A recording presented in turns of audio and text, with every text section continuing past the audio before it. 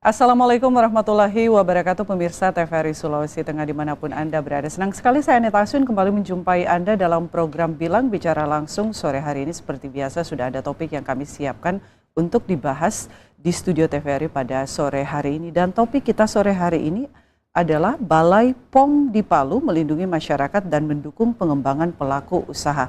Kita juga akan berbicara bagaimana menjelang Natal dan Tahun Baru ini apa yang sudah dilakukan oleh Balai POM yang ada di Palu untuk kemudian mengawal keamanan pangan yang ada di Sulawesi Tengah khususnya. Dan sore hari ini sudah hadir bersama kami di studio Mosinggani TVRI Sulawesi Tengah, Bapak Mardianto S.Farm Apoteker, Kepala Balai POM di Palu. Assalamualaikum Pak Mardianto. Waalaikumsalam warahmatullahi wabarakatuh. Terima kasih sudah hadir lagi di studio TVRI Pak. Sama-sama. Juga hadir pada kesempatan sore hari ini dari Dinas Perindustrian dan Perdagangan atau Disperindak Provinsi Sulawesi Tengah. Pemirsa, Pak Ridwan SE, beliau merupakan Kasih Pengawasan. Assalamualaikum Pak Ridwan. Waalaikumsalam warahmatullahi wabarakatuh. Terima kasih juga sudah hadir sore hari ini Bapak. Juga hadir Ibu Ratna SEMSI, beliau pada bagian pembina industri Disperindak Provinsi Sulawesi Tengah. Assalamualaikum Ibu Ratna. Waalaikumsalam. Terima kasih juga sudah hadir sore hari ini dan insya Allah kita akan berbagi terkait bagaimana kemudian ketersediaan pangan juga pada menjelang Natal dan Tahun Baru 2025 ya. Baik, saya mungkin terlebih dahulu sebelum kita membahas lebih jauh bagaimana kemudian pengawalan makanan, ketersediaan makanan juga dan pengawasannya bagaimana menjelang Natal dan Tahun Baru 2025 ini, saya mungkin terlebih dahulu ingin kemudian mengkonfirmasi lagi begitu ya Pak Mardianto, bagaimana peran pemerintah dalam hal ini Balai POM kemudian bersinergi juga dengan Disperindak Provinsi Sulawesi Tengah untuk melakukan pengawasan obat dan makanan yang beredar di Indonesia juga khususnya yang ada di Sulawesi Tengah. Pak Mardianto dulu. Ya, terima kasih Mbak Nita ya. Iya. Sebelumnya kami sampaikan terima kasih. Assalamualaikum warahmatullahi wabarakatuh. Jadi memang Badan POM merupakan lembaga pemerintah non-kementerian yang ditugaskan atau diberikan kewenangan untuk melakukan pengawasan obat dan makanan seperti itu. Dalam kami melakukan pengawasan obat dan makanan, memang pengawasan kami itu full spektrum ya, artinya pre dan post market. Dari produk itu pre-market ada sebelum beredar, sebelum mendapatkan legalitas gitu ya. Itu kita lakukan pengawasan, kita lakukan pendampingan dan sebagainya. Dan setelah produk itu beredar, kita juga lakukan pengawasan, namanya post-market. Pengawasan pre dan post-market ini harus berjalan beriringan seperti itu ya. Artinya pada saat dia mendaftar, bagaimana dia memenuhi ketentuan keamanan, mutu dan kemanfaatannya ya. Dan setelah dia beredar juga tetap harus memberikan jaminan tadi bahwa produk itu juga tetap aman, bermutu dan juga bermanfaat. Ya, secara teknis pengawasan pre-market itu pertama melalui apa? Bimbingan teknis, melalui sertifikasi ataupun registrasi ya, pendaftaran itu di pre-marketnya. Termasuk juga mungkin kalau di skala industrinya, di produsennya ada research and development, R&D di situ. Termasuk sertifikasinya ya, CPPOB, kalau untuk pangannya seperti itu. Kalau di post marketnya pengawasan kita mulai dari mana? Sampling dan pengujian. Artinya produk yang sudah beredar, sudah terdaftar ini, kita mau melakukan pengawasan atau surveillance atau compliance gitu ya, untuk melihat apakah produk yang sudah terdaftar ini pada saat beredar di peredaran itu masih memenuhi ketentuan enggak? Kita sampling, kita uji, untuk kita melihat tadi keamanan, mutu dan kemanfaatannya seperti itu. Selain sampling dan pengujian, kita juga pastinya melakukan pengawasan terhadap sarananya. Misalnya sarana produksinya seperti apa, retail pangannya seperti itu. Kalau kita bicara tentang pangan, terus kalau bicara tentang obat mungkin ada apotik, toko obat dan sebagainya yang merupakan fasilitas kefarmasian. Termasuk juga sarana distribusi kosmetik, suplemen kesehatan, obat tradisional, itu juga merupakan bagian pengawasan kami. Termasuk juga pengawasan iklan, label, dan penandaan. Di sisi lain juga ada kami itu namanya Deputi Bidang Penindakan yang memang melakukan penindakan dan penyidikan di bidang obat dan makanan. Kalau ditemukan adanya indikasi tidak pidana di situ. Jadi Balai POM bisa melakukan itu, penindakan itu ya? Iya, termasuk di situ juga. Memang itu termasuk tusi kami ya, seperti itu. Termasuk juga kita melakukan sosialisasi, komunikasi, informasi, dan edukasi. Itu di ranah post marketnya, seperti itu. Oke, kalau keterkaitan beberapa pihak begitu, siapa saja yang kemudian terlibat dalam hal pengawasan ini, Pak Mardianto? Kita ada nama istilahnya pentahelik ya. Di mana pengawasan itu memang tidak bisa sendiri gitu, tidak hanya Badan POM saja atau mungkin teman-teman di Sperindak saja atau pemerintah daerah saja seperti itu ya. Pengawasannya itu yang kita bilang pentahelik itu di situ ada pertama siapa? Adalah pelaku usaha. Karena mereka yang harus memberikan jaminan produk yang mereka hasilkan, produk yang mereka perjualbelikan adalah produk yang aman, bermutu, bermanfaat seperti itu kan, legal pastinya, terdaftar. Terus setelah pelaku usaha ada siapa? Ada pemerintah. Ya, pemerintah ini yang mengawal tadi. Pada saat produk itu sudah dijamin oleh si pelaku usaha bahwa aman dan sebagainya, ya kita harus mengawal kan, memastikan betul nggak produk itu tetap aman. Jangan sampai kecolongan di tengah jalan gitu ya Pak. Bermutu, bermanfaat seperti itu. Terus ada siapa lagi? Ada masyarakat pastinya. Nah, masyarakat ini yang harus betul-betul menjadi konsumen yang cerdas gitu ya, dan mereka memilih, dan mereka membeli, berbelanja seperti itu. Terus ada juga unsur siapa lagi? Unsur akademisi. Akademisi ini bagaimana mereka berkolaborasi dengan kita, dengan pemerintah dalam terutama riset ya, penelitian dan sebagainya, inovasi produk baru seperti itu. Dan tidak kalah penting adalah media, Mbak.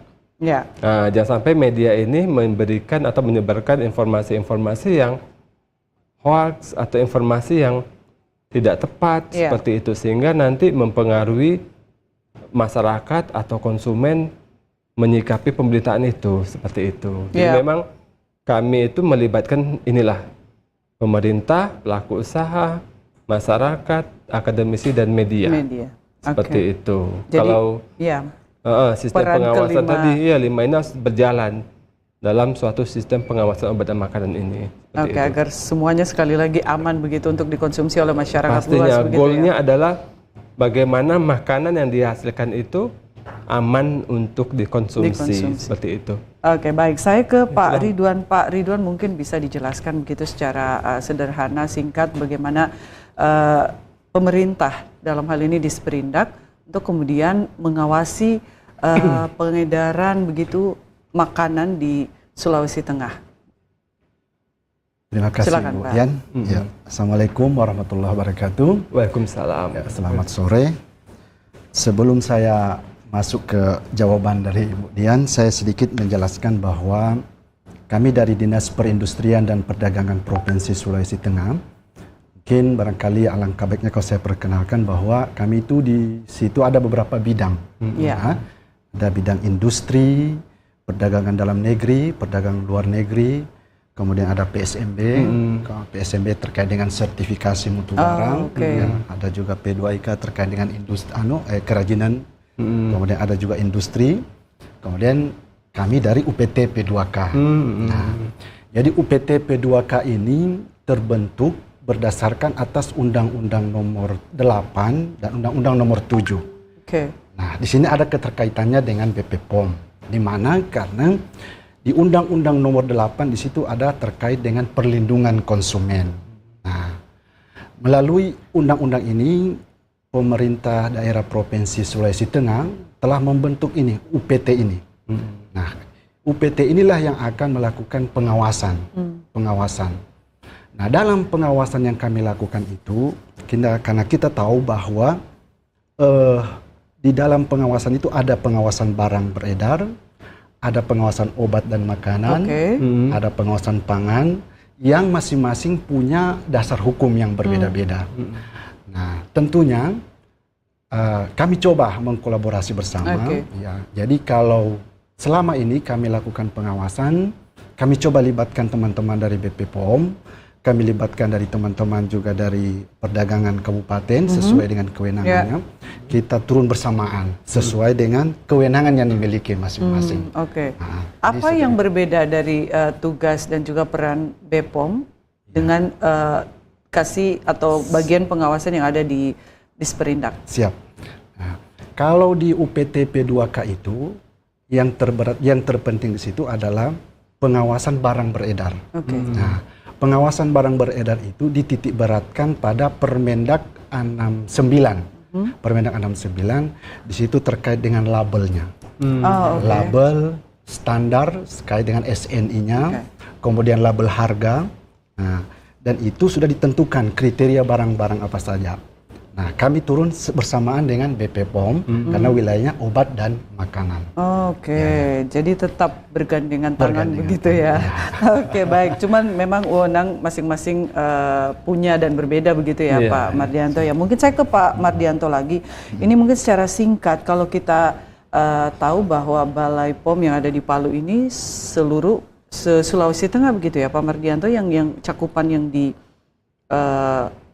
begitu oleh BPOM yang ada di Palu. Lalu apa yang sudah dilakukan hingga 2024 ini, capaian-capaian yang sudah dilakukan, kemudian program yang sudah dilakukan untuk kemudian terkait pengawasan obat dan juga makanan yang ada di Sulawesi Tengah? Ya, mungkin saya perlu menyampaikan ya bahwa UPT Badan POM di Sulawesi Tengah itu ada 2. Ada Balai POM di Palu dan Lokapom di Kabupaten Banggai. Untuk Balai POM di Palu sendiri, kami membawahi 9 kabupaten kota. 9 kabupaten kota. Termasuk provinsi ya, seperti itu. Dan untuk di Lokapom di Kabupaten Banggai, 4 kabupaten kota. Itu Banggai Laut, Banggai Kepulauan, Luak Banggai ya, dan Tojo Una-Una. Seperti itu. Memang pembentukan UPT Loka ini baru tahun 2018.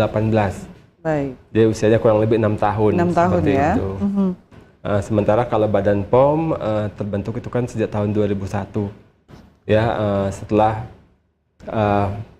berpisah dari Kemenkes, dulu kan kami di bawah Dirjen POM namanya, seperti Direktur Jenderal Pengawasan Obat dan Makanan. Memang sepanjang tahun 2024 ini perlu kami sampaikan, selain kami melakukan tusi kami, ya memang sebagai institusi atau UPT yang melakukan tugas pengawasan obat dan makanan di wilayah Sulawesi Tengah sesuai dengan wilayah kerjanya masing-masing ya, seperti itu. Pastinya dalam melakukan tugas itu kami mengawal indikator-indikator kinerja yang ada, seperti itu. Di tahun 2024 ini kami ada 20 indikator kurang lebih seperti itu, dan alhamdulillah sampai dengan November secara umum ya seperti itu sudah kami selesaikan ataupun kami capai, tinggal di periode Desember ini, Mbak Anita, seperti itu. Yang memang dalam melakukan tugas-tugas itu pastinya kami juga terus berinovasi dan sebagainya. Mungkin sedikit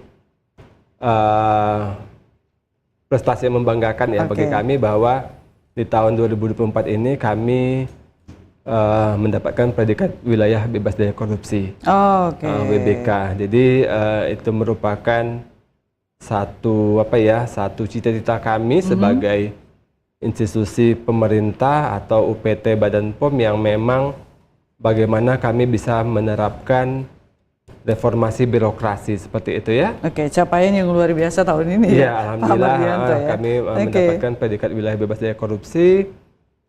Pastinya untuk mencapai itu memang kita perlu inovasi-inovasi ataupun kegiatan-kegiatan yang mendukung dari bagaimana wilayah bebas dari korupsi ini bisa kita raih atau bisa kita capai, Mbak Nita. Seperti itu. Nah, ini kalau bicara soal bagaimana kemudian pengawasan terhadap beredarnya obat dan juga makanan yang notabene adalah banyak dilakukan oleh pelaku usaha begitu ya, yang ada di Palu. Ini tantangan terbesarnya ini sama tiap tahunnya atau ada yang berbeda begitu tantangannya, dan bagaimana kemudian upaya yang dilakukan oleh BPOM juga Disperindak untuk menangani hal-hal seperti ini, Pak Mardianto?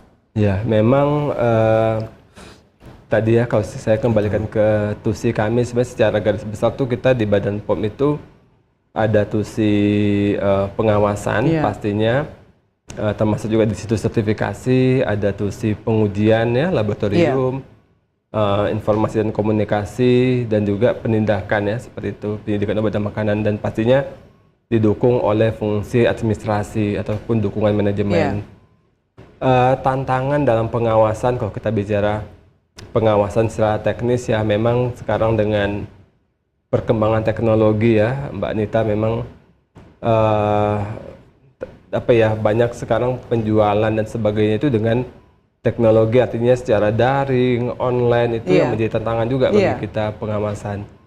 Di sisi lain kalau bicara wilayah kerja, kita tahu Sulawesi Tengah ini merupakan wilayah yang paling luas ya provinsi di Sulawesi. Secara geografis mungkin bisa dibilang sulit gitu ya. Dengan akses yang ya lumayan ini ya Bu ya, berat, luas dan seperti itu. Terus juga infrastruktur itu kan juga mempengaruhi bagaimana kita melakukan tugas fungsi kita ya, termasuk kami di sumber daya. Sumber daya itu termasuk di situ ada sumber daya manusianya kan. Nah, ini juga menjadi tantangan dalam kami melakukan pengawasan.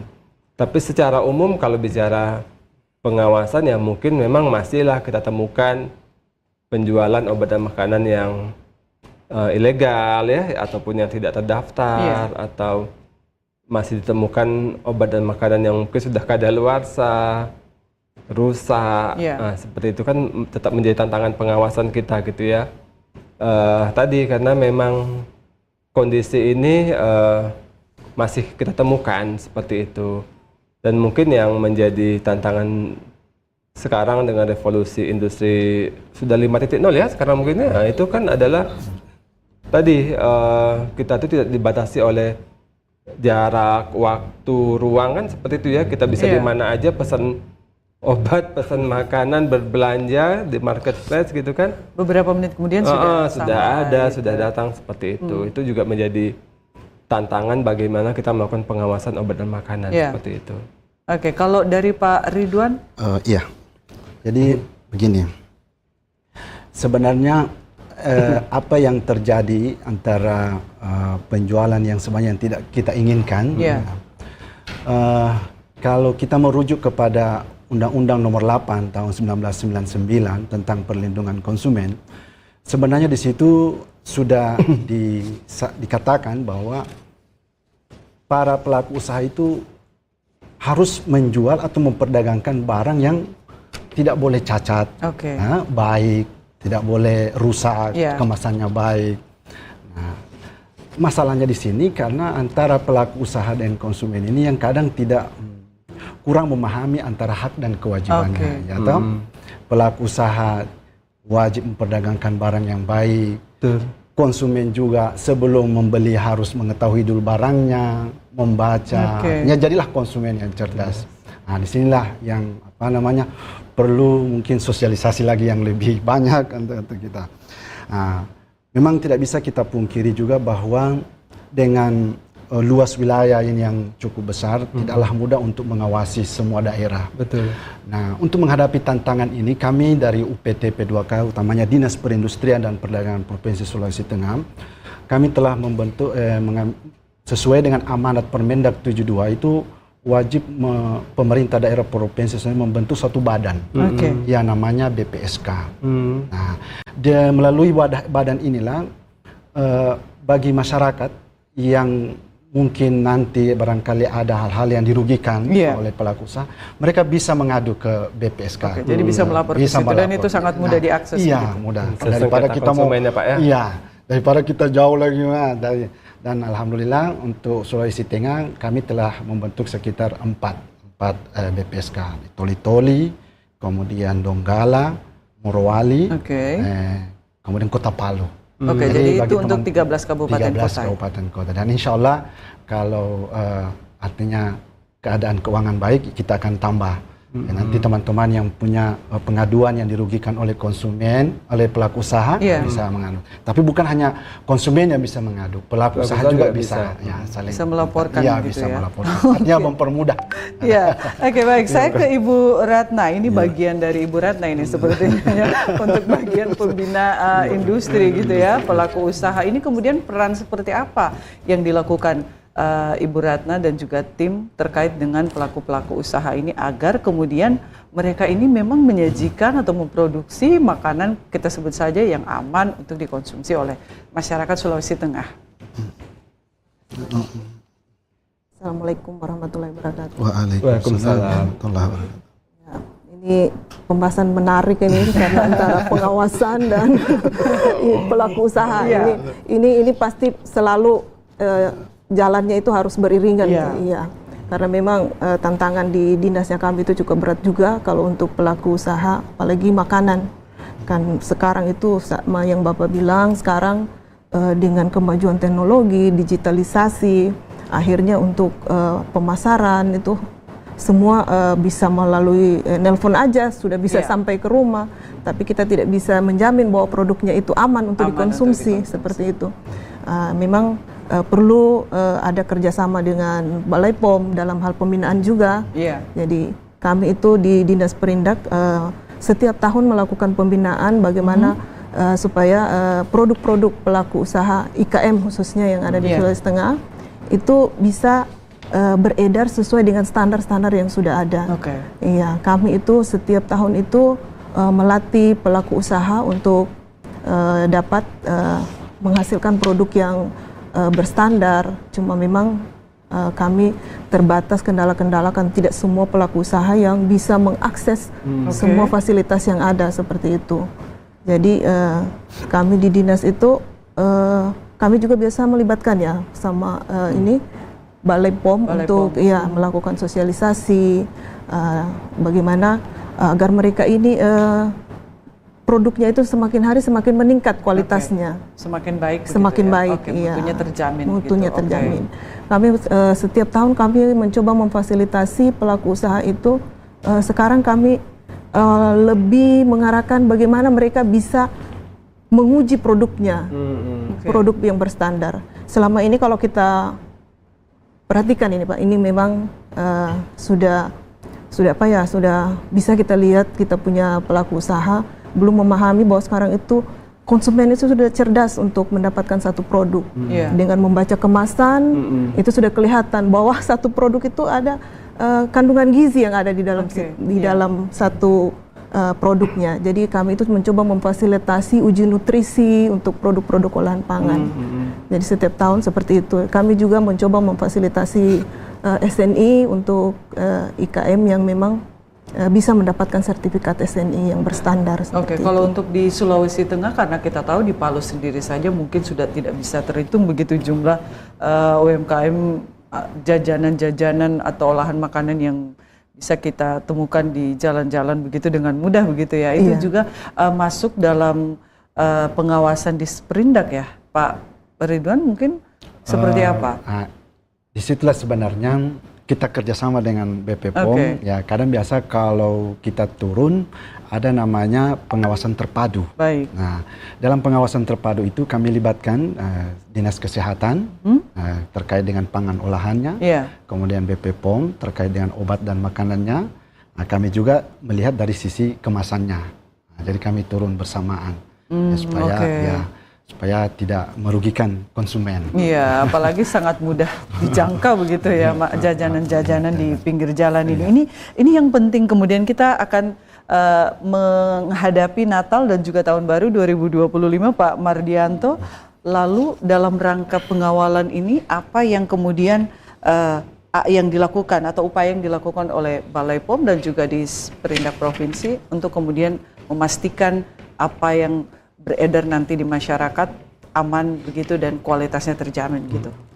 Ya, memang dalam rangka INWAS ataupun intensifikasi pengawasan pangan olahan menjelang Natal tahun 2024 dan Tahun Baru 2025 ya, memang bentuk dari program ataupun pengawalan khusus oleh Badan POM adalah pengawasan INWAS ataupun intensifikasi pengawasan seperti itu, yang memang bagaimana INWAS ini sebenarnya melengkapi dari pengawasan yang rutin sudah kami lakukan, Mbak Anita, seperti itu. Karena memang pengawasan kami itu kan sepanjang tahun ya, sepanjang istilahnya ya sepanjang hari lah kita lakukan pengawasan. Untuk mungkin yang berbeda adalah kalau dalam rangka hari besar keagamaan ya, mau Natal, Tahun Baru, atau mungkin hari besar keagamaan umat Muslim ya, Idul Fitri, memang kita melakukan namanya INWAS ataupun intensifikasi pengawasan. Artinya apa yang berbeda di situ, Pak Mardianto? Di situ tuh karena ini ada peningkatan jumlah permintaan ya seperti itu, karena memang dan memang masyarakat Indonesia kan pangsa pasar yang besar, seperti itu. Apalagi kalau udah bicara hari-hari besar keagamaan, jadi kita tuh kan biasa ya merayakan ya Idul Fitri, Natal ya, Tahun Baru, dan situ mungkin ada potensi peredaran pangan olahan yang kemungkinan tidak memenuhi ketentuan.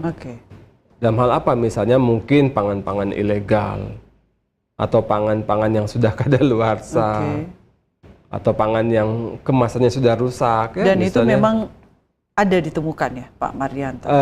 Sampai tahap hari ini memang kami tidak menemukan pangan-pangan ilegal ataupun TIE seperti itu ya. Alhamdulillah ya seperti itu untuk di Sulawesi Tengah. Tapi di Indonesia di bagian lain, provinsi lain mungkin ditemukan juga seperti itu. Untuk intensifikasi ini kami ada tahapannya gitu ya Mbak Anita. Jadi sejak 28 November sampai 1 Januari 2025 kita lakukan pengawasan. Karena di situ kita lihat ada potensi tadi bertambahnya permintaan ya seperti demand yang tinggi begitu ya menjelang Natal dan Tahun Baru. Itulah yang kita lakukan pengawalan, dan pengawasan kita itu termasuk juga pembuat dan penjual parcel. Seperti itu. Ini juga termasuk sasaran dari BPOM? Iya, dari intens pengawasan ini ya, dari intensifikasi pengawasan ini. Jadi pengawasan kita tadi kan saya bilang pre dan post market ya, atau dari hulu ke hilir lah, seperti itu. Kalau bicara di peredaran, hulunya siapa? Importir, distributor, itu hulunya. Hilirnya ada retail modern, pasar tradisional, pasar modern, hipermarket, supermarket itu kan, toko, grosir itu ada di hilirnya gitu ya. Kalau bicara ininya, ada juga produsen gitu ya. Produsen itu yang memang memproduksi, yang membuat dan sebagainya. Mungkin yang menghasilkan parcel-parcel sebelum nanti dikemas oleh si pembuat ataupun oleh si penjual. Kan kebanyakan sekarang parcel ada kue kering dan sebagainya, seperti itu. Itulah yang kita lakukan pengawalan dalam rangka melindungi masyarakat ya, ataupun melindungi kesehatan masyarakat dari potensi peningkatan peredaran pangan olahan yang tidak memenuhi ketentuan tadi, seperti itu. Kalau di Sperindak Pak Ridwan, mungkin dijelaskan adakah upaya pencegahan begitu ya dilakukan oleh Disperindak khususnya untuk bidang pengawasan terkait dengan bagaimana kemudian makanan dan juga obat-obatan yang beredar menjelang, khususnya makanan begitu ya, menjelang Natal dan juga Tahun Baru. Ya, jadi begini, sebenarnya kadang kita juga tidak bisa menyalahkan bahwa ini adalah kesalahan dari pelaku usaha. Kadang karena pelaku usaha juga kadang belum memahami, memahami tentang kriteria-kriteria tentang produk yang harus diperdagangkan. Tentunya disinilah peran dari kita, baik dari BPOM, teman-teman dari industri maupun dari kita dari pengawasan, bagaimana pelaku-pelaku usaha itu bisa memahami bagaimana produk yang mereka perdagangkan itu tidak menyalahi aturan yang dipersyaratkan. Nah, sesuai dengan PP 69 kurang lebih tentang perdagangan, salah satu kewajiban kita dari Dinas Perdagangan adalah memberikan pembinaan. Pembinaan. Jadi itulah sebabnya kadang kalau kita melakukan pengawasan itu secara pengawasan reguler, nah di situ kita terus melakukan pembinaan. Kita macam terkait tadi parcel-parcel. Nah, kalau parcel itu kan berapa jenis produk di dalamnya itu sudah berapa. Di situ kita bisa ambil acak. Biasa kita sampaikan bahwa produk-produk ini sudah tidak boleh. Boleh kita sampaikan bagaimana karena ini sudah merugikan. Tapi kalau untuk penindakan belum. Kami lebih orientasi ke pembinaan. Ada juga inspeksi mendadak begitu. Kalau itu sudah pengawasan khusus. Oke. Nah, kalau pengawasan khusus itu sudah kita ada informasi, informasi dari masyarakat, kemudian itu bahwa ada yang dirugikan. Nah, di situ. Jadi dilakukan inspeksi mendadak. Ya? Ada juga pengawasan terpadu yang saya katakan tadi. Nah, situ kita berkolaborasi bersama. Jadi BP POM melihat dari sisi mananya, kesehatan dari sisi mananya, kami dari sisi mananya.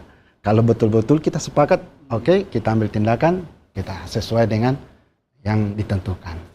Kalau untuk Ibu Ratna sendiri, upaya yang dilakukan menghadapi hari besar seperti ini untuk pelaku-pelaku usaha yang kemudian mengolah makanan, menjual makanannya, begitu, adakah upaya khusus yang dilakukan, Ibu Ratna? Iya, hari-hari besar ataupun hari-hari juga besar. Menghadapi tahun baru. Kalau kami dari sisi industrinya khusus untuk menjelang hari raya seperti itu kami tidak punya itu lebih ke perdagangannya, Bu, karena di perdagangan itu yang menyangkut kalau kami kan dari sisi pembinaan produksinya. Jadi setiap tahun itu kami terus mensosialisasikan kepada pelaku usaha bahwa sekarang itu kita sudah harus lebih memperhatikan lagi bahwa tidak semua barang produk itu bisa dijual tanpa memperhatikan keamanan pangannya seperti itu, karena memang kami banyak bergerak juga di pelaku usaha baru, wirausaha baru yang memang pengetahuan tentang keamanan pangan itu masih sangat terbatas, minim. Terus akses juga untuk mendapatkan pelayanan untuk keamanan pangan itu juga agak susah kalau untuk daerah yang agak jauh dari ibu kota kabupaten seperti itu. Jadi tapi kami terus untuk mengarahkan sekarang itu sudah bukan zamannya lagi kita berproduksi dengan asal-asalan seperti itu. Jadi harus bagaimana sekarang itu pelaku usaha itu sudah harus berpikir bahwa mereka itu harus punya standar olahan yang memang betul-betul sesuai dengan SOP yang ada. Karena memang ini kendala juga karena sebelum-sebelumnya itu kami belum jauh menyentuh ke keamanan pangan yang lebih spesifik, tapi sekarang dengan kemajuan teknologi, persaingan mau tidak mau harus menerapkan sistem keamanan pangan yang sesuai. Baik, saya kembali ke Pak Kepala Balai POM. Ini kita sering mendengar pemberitaan Pak Mardianto ini tentang produk obat dan makanan yang ilegal yang kemudian berhasil diamankan oleh BPOM begitu ya, termasuk pangan yang tidak layak konsumsi kadaluarsa seperti yang sudah Bapak sebutkan tadi di awal yang mengandung bahan berbahaya. Nah, ini tantangannya sampai saat ini apa, Pak Mardianto? Ya, tadi mungkin sudah saya jelaskan memang tantangan dan sebenarnya mungkin saya mau jelaskan sekarang bagaimana kita menghadapi tantangan ini. Walaupun sosialisasi dan edukasi terus dilakukan begitu ya, namun tetap saja hal ini terjadi gitu ya. Itu tadi mungkin yang ingin kami sampaikan bahwa bagaimana tantangan ini tadi Pak Ridwan sudah sampaikan, Bu Ratna gitu ya. Badan POM juga mengedepankan fungsi pembinaan Pak gitu ya. Artinya kan kita kepinginnya melindungi masyarakat dan pengembangan pelaku usaha kan seperti itu ya. Itu memang kita kedepankan di sisi itu pembinaan. Memang tantangan tadi kami coba sikapi dengan apa? Pengawasan kita itu tadi dengan luasnya Indonesia itu atau Sulawesi Tengah sendiri itu kita nggak bisa lakukan pengawasan semua gitu. Dengan apa? Dengan risk-based, berbasis risiko. Memang kita lakukan pengawasan yang memang tadi ada potensi-potensi timbulnya risiko ketidakamanan gitu. Tadi kalau Bu Ratna bilang ada pelaku usaha yang belum paham tentang keamanan pangan, tadi Pak Ridwan juga menyampaikan seperti itu gitu ya. Itu yang kita utamakan menjadi objek pengawasan kita. Terus yang kedua, kita sudah sepakat kita harus berkolaborasi. Kita nggak bisa kerja sendiri ya Pak, seperti itu. Nah, ini bagaimana punya tusinya masing-masing, punya tanggung jawab, kewenangan masing-masing, tapi kita bisa melakukan pengawasan bersama, bisa berkolaborasi seperti itu. Termasuk masyarakat juga terlibat. Iya, yang tadi gitu pentahelik itu harus jalan semuanya. Pemerintah, pelaku usahanya sendiri, akademisi, masyarakat, media seperti itu. Terus juga dengan teknologi yang berkembang juga harus kita manfaatkan. dalam rangka kita lakukan pengawasan gitu kan. Pelaku usaha kan juga sudah pintar-pintar ya dengan memanfaatkan teknologi penjualan secara daring, online. Ya kita juga bisa melakukan pengawasan secara daring dan online gitu. Di Badan POM ada namanya Direktorat Cyber. Nah, kita bisa melakukan pengawasan marketplace dan sebagainya. Seperti apa itu Pak Mardianto? Ya itu kan kita melihat ada nggak potensi penjualan obat dan makanan ilegal dan sebagainya seperti itu ya. Terus kita juga perlu mengembangkan ataupun meningkatkan kapasitas sumber daya yang ada, terutama SDM gitu ya. Tadi kalau kata Bu Ratna, banyak pelaku usaha yang nggak paham, ya memang tugas kita nih, bagaimana membuat mereka paham, edukasi gitu ya, seperti itu tentang keamanan pangan. Dan Pak Ridwan juga sampaikan tadi, memang kita perlu meningkatkan sosialisasi, edukasi terus menerus ya, kepada masyarakat, kepada pelaku usaha, kepada konsumen seperti itu, yang pastinya tepat sasaran juga gitu ya. Jangan sampai kita memberikan sosialisasi ataupun informasi tapi kepada orang yang nggak tepat juga seperti itu. Dan sebenarnya kan kalau mendapatkan informasi sekarang dengan teknologi yang sudah sangat berkembang, ya bisalah dengan internet dan sebagainya. Kecuali tadi kata Bu Ratna, daerah-daerah yang sulit dijangkau ya Bu, ataupun Mbak Nita ya, yang sulit dijangkau, ya mungkin kita harus datang ke sana, jemput bola dan sebagainya. Itu yang dilakukan oleh Dinas Perindak dan juga kami BPOM seperti gitu itu, ya. Badan POM. Nah Pak Mardianto, ini terakhir kita sudah berada di penghujung dialog kita sore hari ini. Ini tidak terasa ini ya. Nah, tips and trick ini yang penting ya. Tips and trick untuk masyarakat bagaimana memilih makanan ataupun juga obat-obatan yang aman dan bermutu. Ya, kami punya slogan ceklik ya, Mbak Nita ya. Ceklik ya, sekarang udah boleh ya, karena kan sudah selesai pilkada ya Pak Ridwan ya, seperti itu. Ceklik itu pertama kita cek kemasan. Baik. Jadi memang kita selalu menyampaikan kepada masyarakat, kepada konsumen, termasuk juga kepada pelaku usaha yang memperjualbelikan ya produk obat dan makanannya, atau kalau kita konsumen yang membeli, yang berbelanja ya, pastikan kemasan dari produk obat dan makanan itu masih baik, tidak rusak. Kalau yang kaleng tidak penyok atau tidak berkarat seperti itu. Itu yang pertama. Yang kedua, kita suruh cek labelnya. Label itu kan informasi.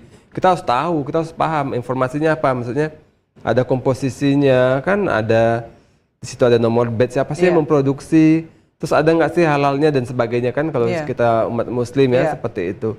Dari label itu kan kita tahu informasi, oh ternyata ada mengandung komposisinya telur atau udang dan sebagainya. Oh saya alergi udang, kan saya nggak akan beli seperti itu. Setelah cek label, kita cek legalitasnya, izin edarnya. Itu menunjukkan bahwa produk yang sudah terdaftar, ada izin edarnya, bahwa produk itu dijamin keamanan, mutu, dan kemanfaatannya. Oleh siapa? Oleh si produsen, oleh si pelaku usaha yang memproduksi. Seperti itu. Dan terakhir, cek tanggal kadaluarsa. Kadaluarsa itu adalah jaminan dari produsen yang memproduksi bahwa produk obat dan makanan itu masih aman, masih layak, masih bermutu, ya, masih bisa digunakan, masih bisa dikonsumsi sepanjang penyimpanannya memenuhi ketentuan ataupun persyaratan yang ditetapkan. Kalau di label itu kan jelas ya Bu, Pak, misalnya kalau obat disimpan pada suhu berapa, makanan beku pada suhu berapa, kita nggak bisa sembarangan simpan. Karena bisa saja obat dan makanan itu rusak sebelum expired karena salah penyimpanan, kondisi penyimpanan yang nggak sesuai, seperti itu. Dan pastinya kami juga sudah menerapkan namanya tuh di barcode di produk obat dan makanan. Jadi masyarakat konsumen tuh untuk mengetahui produk itu terdaftar atau enggak bisa scan barcode aja, seperti itu. Dan juga kita menyiapkan hotline layanan pengaduan ya ataupun permintaan informasi di 15533. Dan masyarakat dengan mudah begitu bisa mengakses. Itu tanpa tanpa pulsa ya gitu ya, 0 rupiah. Kalau di Balai POM Palu sendiri ada nomor 0811 853 8855 ya, seperti itu. Baik. Jadi silakan saja manfaatkan. Kalau kantor kami di dekat sini sama TVRI dekat sekali ya, Jalan Indata nomor 3. Seperti itu. Oke, baik, ini luar biasa. Jadi masyarakat jika menemukan hal-hal yang tidak sesuai begitu ya bisa langsung dilaporkan saja. Dan juga Dinas Perindak juga menyiapkan hal tersebut begitu ya Pak. Jadi bisa juga dilaporkan ke Dinas Perindustrian dan juga Perdagangan Provinsi Sulawesi Tengah jika menemukan hal-hal yang tidak sesuai. Baik, dan sore hari ini pemirsa demikian usai sudah bilang kita pada kesempatan sore hari ini terkait dengan Balai POM di Palu melindungi masyarakat dan mendukung pengembangan pelaku usaha. Terima kasih sekali lagi Pak Mardianto, Pak Ridwan, Ibu Ratna juga terima kasih sudah bergabung bersama kami. Semoga bincang kita sore hari ini memberikan manfaat untuk seluruh masyarakat di Sulawesi Tengah. Saya Anita Aswin, kita jumpa lagi di waktu lainnya. Assalamualaikum warahmatullahi wabarakatuh. Sampai jumpa.